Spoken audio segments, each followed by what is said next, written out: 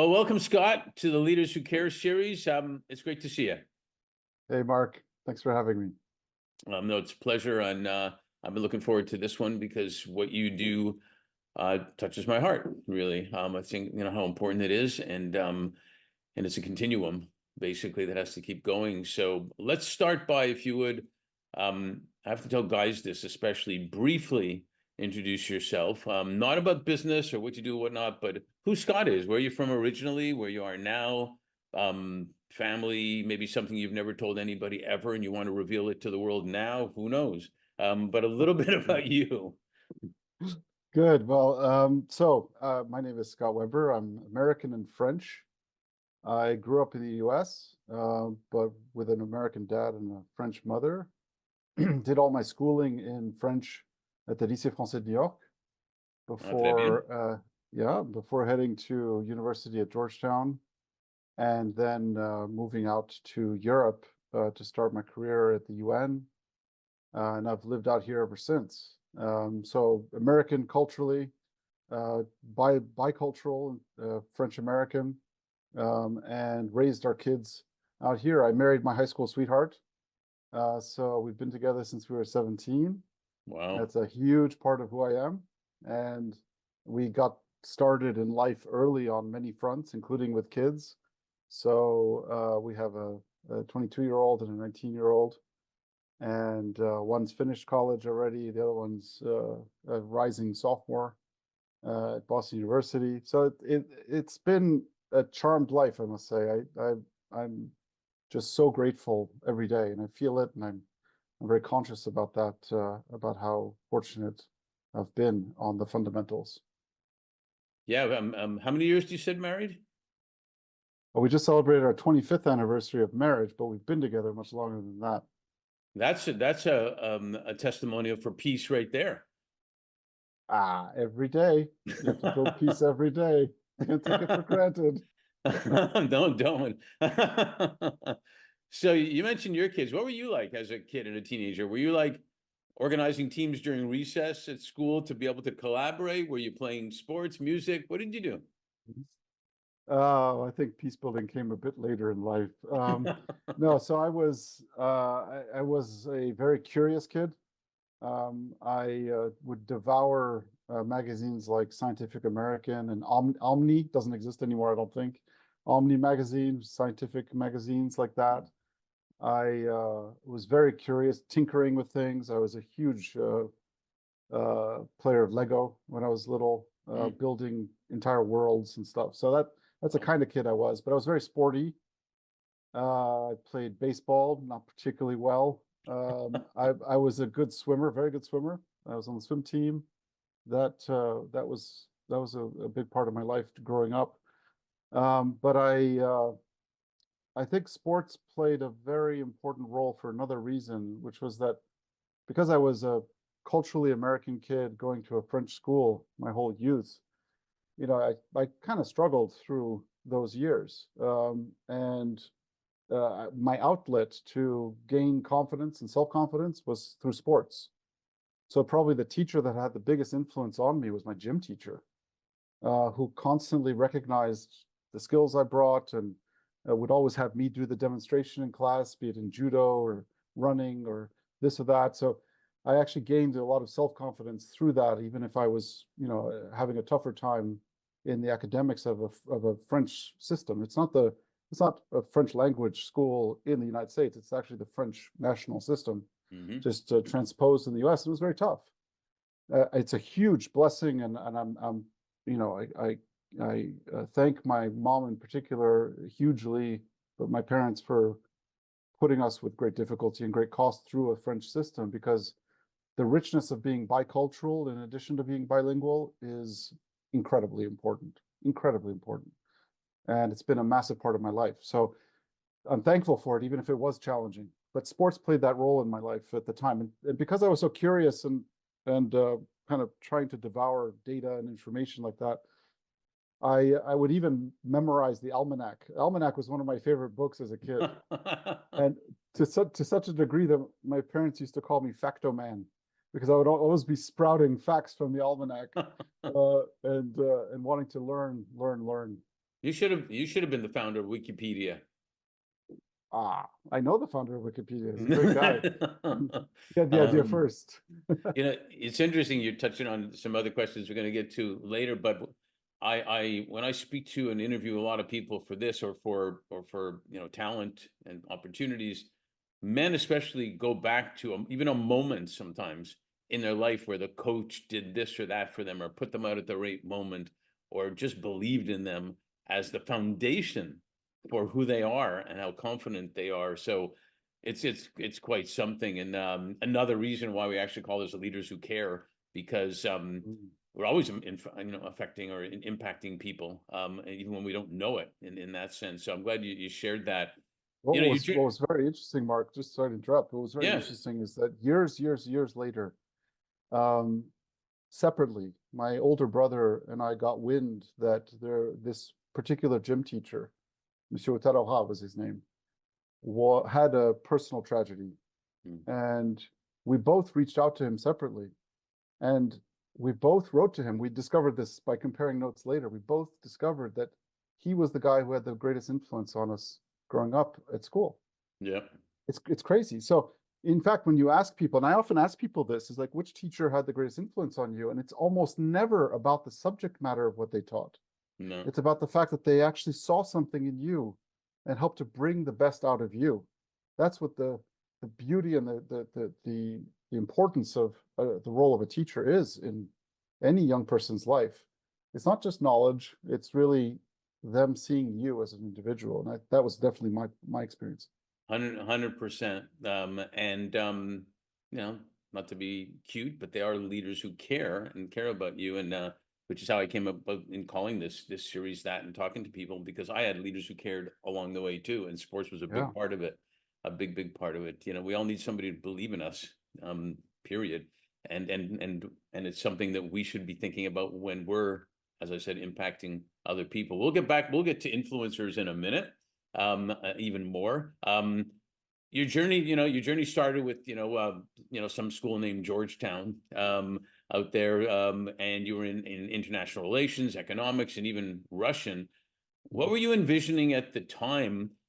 And did that specifically lead you to the significant work you did at the UN and in the world of peace building, or how did that evolve? Right. So my world was rocked by the fall of the Berlin Wall and the collapse of the Soviet Union. Those were things that really got me, my curiosity just shot through the roof, because I had just started, I thought at the time, to understand how the world was structured.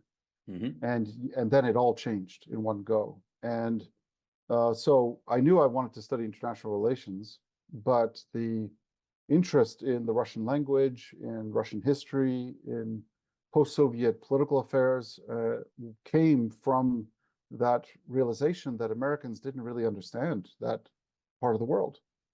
And whenever I would try to understand, ask questions, etc., I wasn't able to really get that depth of understanding. And I realized if you don't learn a language as well, it's very hard to understand the mindset that people have. So I started taking intensive Russian. I did a general curriculum in international relations, but with a specific kind of specialization in post-Soviet affairs. And that led me into my first jobs in the UN, working in humanitarian affairs and disaster prevention in the former Soviet countries, which was, the best possible school as well. Right out of college, in fact, 21, 22, I was out in the former Soviet countries representing the UN and visiting all the CIS countries, the 12 CIS countries of the former Soviet space, also in Eastern Europe. And so that was in humanitarian affairs. And I then shifted into political affairs in the UN, working as an assistant to the head of the UN in Geneva, who happened to be Russian as well. So that was amazing, former deputy foreign minister of the Soviet Union before the collapse. And then from there, I shifted into peace building, because I recognized my career was on a bit of a fast trajectory at the time, and I could see where I was going inside the UN, and I didn't want that. It was not where I saw myself, because I was writing memos and policy documents on things that I didn't have a firsthand knowledge about. I didn't have legitimacy to really be influencing things, even in a small way, on those topics. And so I identified the part of the UN that was breaking all the rules, that was doing things in a much more values-driven way, that put the role of people at the local level in the driving seat of the change in their own lives. And that spoke to me. That absolutely spoke to me. So I convinced the head of that unit, because it was an experimental part of the UN, to hire me. And he did. And one of my first assignments was to help the Rwandan government as it was establishing its reconciliation commission at the time and going through some massive reforms. They were initiating a decentralization of the government. They were doing the National Unity and Reconciliation Commission. Yeah. They were planning to rewrite the constitution. They had all sorts of big things, and it was hard to coordinate because they had so many priorities at once. And I was there to begin to help in all those efforts. And then I started working on the Middle East within this organization, on Central America, on Somalia and other places.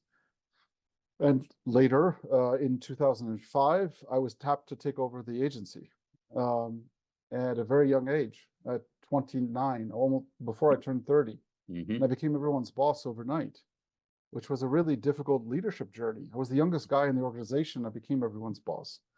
And it was a profoundly exciting time.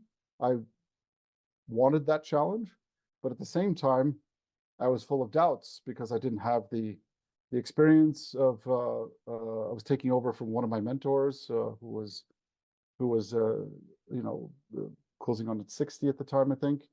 And here I was, and and I stayed in that role for 18 years. So I was 18 years the head of the International Organization for Peacebuilding, Interpeace, with teams all over the world. It was a profoundly inspiring experience. I bet. I mean, I wouldn't really. Well, just to interrupt for a second, we focus a lot on experiences and accomplishments rather than years of experience. So even though you were at 29, you said you had a lot of experiences already. Yeah, well, yeah, I guess I started earlier than many, but it was especially important that I was able to lean on much more experienced people as well, and I had one of the big values that I've always found to be fundamental, no matter how profoundly successful you are in whatever field you're in, is, are people humble? Or do they have a level of humility? And there's no contradiction between ambition and humility. No.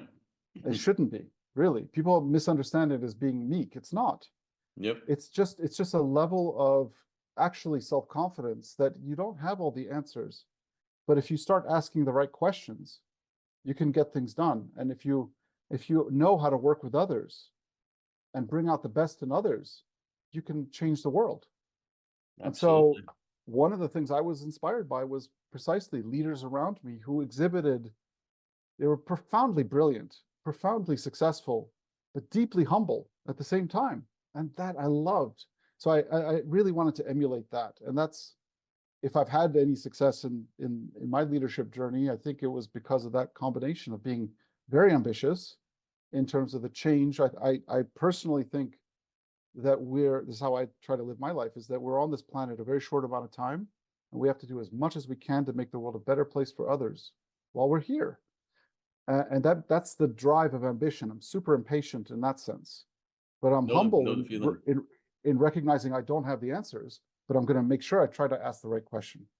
Well, I interviewed a CEO over a year now, and being humble absolutely doesn't mean you're meek or weak or anything like that. And he said he's having the best time being a CEO because now he can be emotional, now he can be vulnerable, and he doesn't have to pretend to know everything anymore. And the burden was lifted, and he trusted people. And he said, what I found was that the cream came to the top when I trusted them that they could do it. In other words, going back to your other point, he believed in people and trusted them that they could do things. Right, and to go along with that, my approach was always to see my role as a CEO as removing the obstacles in the way of other people so that they could perform as best they could. Yeah, Pat, you like basketball. Pat Riley said, I'm sure he wasn't the only one, that his biggest legacy, aside from family, is seeing all his assistant and associate coaches become head coaches somewhere else. There you go. Exactly right. Yeah. Along those lines, we founded Fifth Element based on the premise, basically, that leaders and their organizations can do way better when they're doing good at the same time. You clearly are an early leader in that premise. You've seen it, especially understanding the intersection or interconnection, if you will, of finance and economic benefits, where social and or environmental impact can also happen and needs the economic impact to happen to be sustainable. Money's not a bad thing. Money's needed to sustain social and environmental impact.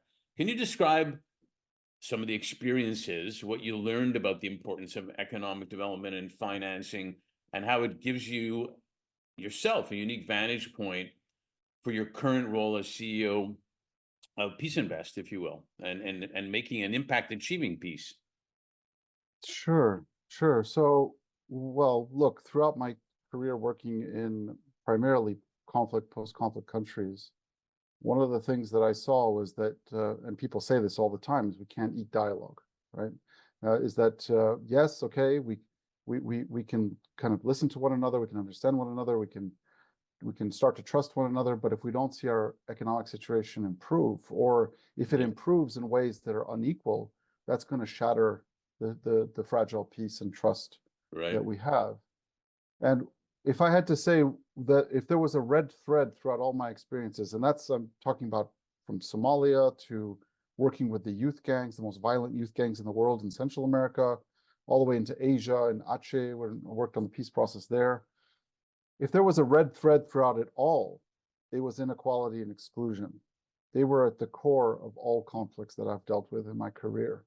And the manifestation of that injustice through violence and through usurping basically people's frustrations and manipulating it. So when you think about it, one of the best ways to build peace is actually to create a more equal economy.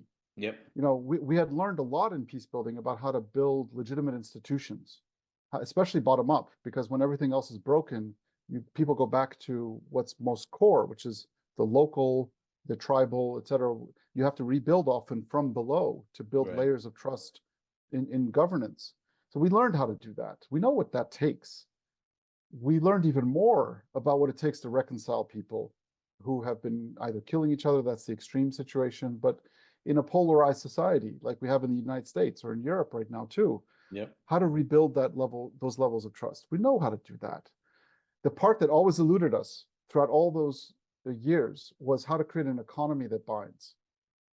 How do you create an economy that doesn't tear people apart and reinforce division? And investments, when I looked at how people invest, how companies invest, they tend to extract value from society rather than build it. And even when they go into risky situations, what do? They buy insurance for themselves, the investors do. They don't try to actually reduce the risks at source for the communities themselves. And what I realized is that a lot of these contexts in which I was working are essentially high growth markets. The context in Africa I'm working in, the population growth, these are massive markets to be seized and to be helped. And yet people don't come because of the perceived risks, sometimes real risks, but very often the perceived risks, force the capital to be priced too high, and there's in a prohibitive sense. And so capital doesn't flow. And when you realize that a lot of that is essentially bias, it's like the president of the African Development Bank, who said recently that they are a AAA rated bank and they guarantee a lot of investments, but they almost never pay them out, those guarantees, because Africa is the second region of the world with the fewest defaults. He says, what are we de-risking? We're actually de-risking bias. And so I recognize that Interesting. we have to break down these barriers to investment flowing to high growth opportunities that can make it be transformative in terms of global stability by actually reducing those risks and bringing more evidence to how we understand risk in these contexts. And that's one of the things that we do at Peaceinvest, is that we don't just identify investment opportunities that have the potential to bind communities together and lift all the boats, but that are commercial in nature. We actually de-risk those investments so you render them more profitable at the same time by Right. de-risking them at source. Because a lot of the impact investment community thinks that you have to take a cut in your returns to have an impact. Right. I would say it's the opposite. Right. Is that, in fact, if you do your investment, if you design, you bake into the investment the de-risking methodologies that I did for 23 years in peace building, you actually render your project, your investment more profitable, more secure. You secure cash flows. You lower the probability of default and the loss given default, and thus you improve the rating of your investment and its profitability. So it's actually the opposite from how it's being framed often. And I think that's what's exciting, is that when companies and investors start to realize they can make more money by doing things in a better way, my goodness, we're going to change the world. Yeah, I agree.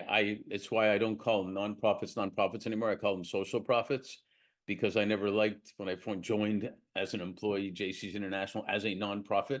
I told them I don't like starting with non. In fact, the Yeah. only non I have in my life is non-flict, which we're going to do. But and you'll get more investment. And to your point, well, I'll go back 2 steps a little bit. You know, the fourth industrial revolution is about technology effectively, and AI, Yeah. virtualities, et cetera, and faster moving than ever before. But the fifth is about humanity and how they come together. And Well said. you mentioned Africa. Africa does have and will have the most valuable talent by far in the world. And Absolutely. if you want to talk supporting that economic development, talk about, if you will, de-risking skill that teach and educate on skills, that talent. It's incredible investment. Absolutely. I mean, that's where the opportunity is going to be. I mean, we are facing major crises in food security, for example, and yet Africa has 60% of the unused arable land in the world is in Africa. 1 in 4 people are going to be African in the next 25 years. So this is where it's at.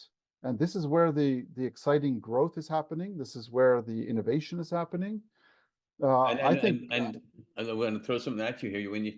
The investment of creating, you talked about equity before, creating health equity and creating equal access to education is a tremendous investment to keep that talent healthy, keep that talent, skilled in jobs, which then again makes all the initiatives more profitable, more sustainable as well. And there's nothing wrong with a social profit making money to put back into what they're doing.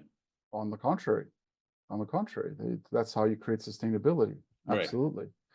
So yeah, and that's why one of the focus areas of Peaceinvest, we're working on green energy and mobility, on digital and financial inclusion, on food security and nutrition to address some of the big bottlenecks in the world right now on these issues.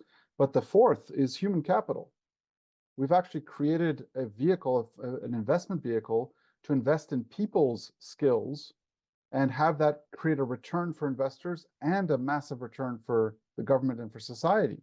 Yeah. And investing in people does that. And so, and especially, this is especially important in contexts where you've had traumatic events like past wars or difficult crises. And certainly we lived through different forms of crisis with the global financial crisis and how it affected the developing world, the Ebola crisis, the COVID crisis, not least of which the most recently. But a lot of these countries have growth ambitions like this, but human capital that isn't quite there. Right. And we have to close that gap so that they can actually realize their potential. And you know what's so great about that? I'm sorry to interrupt you. It just came to me, because if I don't tell you now, I'll forget it. If you take care of those people, and I don't mean through just giving them money or giving them whatever, their dignity goes up, their pride goes up, crime goes down, families improve, the kids see what the parents are doing and they're into it. I mean, this isn't rocket science. Absolutely. Absolutely. Look, when you break it down, there's no economic development without peace, and there's no peace without economic development, right? And at the core of it all are people, and people's abilities to realize their own development goals and to live together in trusting relationships. At the core of peace is building trust. And that is what that's the ultimate litmus test for everything that we do, be it is as a diplomat, be it as a business person, be it as a teacher, be it as whatever, is are you contributing to people's ability to drive the change in their own lives? And are you reinforcing trust in society? And I mean trust horizontally between people and trust vertically between people and their authorities. That's the ultimate test of this of peace building. Yeah, I agree. And resolving conflicts is an interesting thing. We work with a lot of companies, family offices, organizations, whatever. And what I've found, is unless there's a process of how to listen to each other, unless there's a process of how to have inclusion, it doesn't seem to work as well. Because, I've seen so many places say, we'll work out, we resolve things, we work it out, we sit down, we this and that and the other. And I have a favorite, obviously, non-flict as a process, as a program, where I've had candidates, especially women and minorities, whose voices still aren't heard equally, more than before, but certainly not equally in companies and whatnot. When there's a program, for example, like a non-flict in place, that shows the leaders have a commitment to people's voices being actually heard and getting to best case scenarios where they can do more. If they want to, they can be more engaged in than just their job, but they can get onto big projects. They can fail and come back. They can get recognized for it. It really makes a difference, and it works more when there is a program or a process or a commitment to something rather than we figure it out. And that should, I think, apply to almost anything. Yeah, and we don't value enough those types of skills in our educational systems. Right. And I spoke about that at the beginning of this episode, is that I was in the French system. It kind of jams you full of knowledge rather than teaching you necessarily how to think or how to go out into the world and survive or thrive. Right. So that's changed, I think, with time. I think the educational community and leadership around the world, and I used to be a very avid participant in some of the biggest conferences on education because I believe in it so much as kind of the ultimate theory of change for a better world. But what I see is that the biggest challenge in education is the relevance of what's being taught. And what you're talking about in non-flict is a wonderful methodology. There are many others that hit the same kind of messaging, but we don't value that enough in what we teach young people. And it's especially important, I think, because you then carry some of those skills into adulthood. You might not remember how to do certain calculus equations, but what you may have learned in terms of how to work with others, that you're going to carry on through your whole life and continue to work that muscle. And it's a muscle. And the more you practice it, the more you're in proximity with people who demonstrate those skills, the more you become a vector of peace as well in society. And it's a skill set. I've often said that in all the people I've hired and over my years as CEO, the greatest kind of quality in peace building, at least, was emotional intelligence. It wasn't kind of what we call a hard IQ. It was emotional intelligence. That's what made for the best peacemakers. And that's a catchphrase for a lot of things, but it's very much a humility and a cultural awareness, an ability to listen, to use your, we were given two ears and one mouth, and we should use them in that proportion. Things like that, active listening. But then it gets, you can go much deeper into the techniques of this, right? To help your community or your society to thrive and to bring out the best in everybody. But we don't teach that. And I think that's a tragedy. And, and I'm a big advocate for that. Yeah, me too, 100%. We've switched from soft to, I think I told you, high skills, which is human intelligence. skills, and executives down to everybody, parents. It is all the things you talked about: humility and active listening, and not having to pretend that you know everything at all, because no one knows everything, not even the president of whatever company or country or whatnot. So, in LA, we say leave them wanting more so we can do a sequel. We're probably definitely going to have to do a sequel or maybe multiples. But last question on this part is, a client told me back in 2021, he said, Mark, the year 2020, it seemed to fly by slowly. And I thought that was quite interesting. And because a lot of people somehow feel like 2020 was yesterday, and at the same time years ago, that feeling. So with that all said, and we're already well into 2024, what are you most grateful for, and what are you most hopeful for? Most grateful for? Wow, my kids. Boy, talk about resilience. I mean, no kidding. what they went through with COVID. I mean, we as adults, we had in French we say on a fait nos vies. We've made our lives. We've achieved the things we wanted to achieve. But our kids, especially the ones at the ages that I have, my goodness, I think it was a profound shock to the system, rattled their world, required them to develop skills and awareness that we never had to do, I think, and they've come through it. But I think the hardship of what they had to live through has built their resilience. So I'm massively grateful for just what wonderful human beings they are, and how they've done that. And again, I'm humble about that, because I don't know how I would have handled it. They get a lot of information thrown at them while they're in general. Yeah, and the uncertainty that there's a generalized malaise in the world right now. Let's be clear. Be it politically, as an American, I certainly feel it. Europe is not doing well right now. The war in Ukraine, the war Gaza. There are profound reasons to be disturbed at the moment at a fundamental level. And what gives me hope, in a sense, is that, and I've always felt this, and this is certainly a legacy that I get. For another time, I'll tell you the story about my great-grandfather and the role he played after the First World War. But for me, this is a time of a lot of creativity and an awareness that our old system no longer works. That I get excited about. I don't like it when I don't quite understand a problem. I need to understand a problem enough. Once I understand it enough, I get excited, because then it lights a fire in me to do something about it and to change it.